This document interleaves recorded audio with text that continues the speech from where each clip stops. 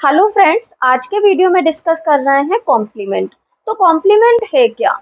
Complement वो part of speech है एसवीओसीए में जो कि सेंटेंस को कंप्लीट करने के लिए बहुत ज़्यादा जरूरी होता है। कॉम्प्लीमेंट नाउन या एडजेक्टिव होता है जो कि सेंटेंस में यूज होता है और सेंटेंस को एक कंप्लीट मीनिंग देता है। इसके बिना सेंटेंस कंप्लीट नहीं लगता। कॉम्प्लीमेंट के दो प्रकार होते हैं, एक होता है सब्जेक्टिव कॉम्प्लीमेंट, एक होता है ऑब्जेक्टिव कॉम्प्लीमेंट। सब्जेक्टिव कॉम्प्लीमेंट जो होता है वो हमें सब्जेक्ट के बारे में जानकारी देता है, और जब सेंटेंस में सब्जेक्टिव कॉम्प्लीमेंट यूज हो तो होता यह है कि उसके बिना सेंटेंस इनकम्प्लीट लगता है। जैसे कि जब मैं बोल रही हूँ आई एम अ टीचर, तो इस सेंटेंस में आई जो सब्जेक्ट है उसके बारे में जानकारी दी गई है टीचर के द्वारा कि मैं कौन हूँ, एक टीचर हूँ। आई के बारे में जानकारी हमें टीचर वर्ड से मिल रही है।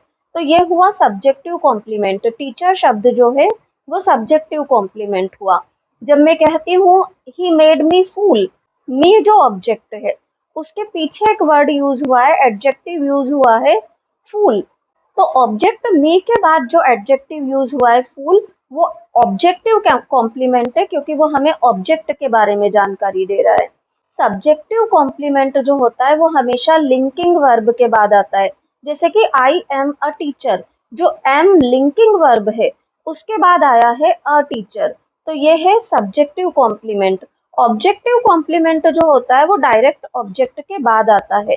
जैसे कि ही मेड मी जो है हमारा ऑब्जेक्ट है और उसके जस्ट बाद आया अ फूल, he made me a fool. Object के तुरंत बाद आता है ऑब्जेक्टिव कॉम्प्लीमेंट। ये अंतर होता है सब्जेक्टिव और ऑब्जेक्टिव कॉम्प्लीमेंट में। एक और कंफ्यूजन कॉम्प्लीमेंट को लेकर के जो स्टूडेंट्स के दिमाग में क्रिएट होता है, वो कई बार ऐसा होता है कि सेंटेंस को जब देखते हैं तो उन्हें लगता है कि वो ऑब्जेक्ट है, जो कि ऑब्जेक्ट नहीं है, वास्तव में कॉम्प्लीमेंट है। क्योंकि कॉम्प्लीमेंट भी क्या करता है, नाउन क्या काम करता है, और ऑब्जेक्ट भी एक नाउन होता है, तो कई बार ये कंफ्यूजन क्रिएट हो जाता है।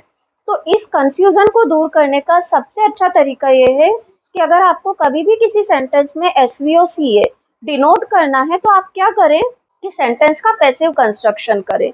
और अगर पैसिव कंस्ट्रक्शन करने पर सेंटेंस पैसिव में फॉर्म हो रहा है, यानी कि वो चीज ऑब्जेक्ट तो है but it is not a compliment. पर अगर पैसिव कंस्ट्रक्शन करने में आपको दिक्कत आ रही है, कुछ कंफ्यूजन लग रहा है, तो समझ जाइए कि पैसिव कंस्ट्रक्शन नहीं हो रहा है, यानी कि ये कॉम्प्लीमेंट है। ये तरीका होता है कॉम्प्लीमेंट और ऑब्जेक्ट में अंतर पता करने का। Thank you all.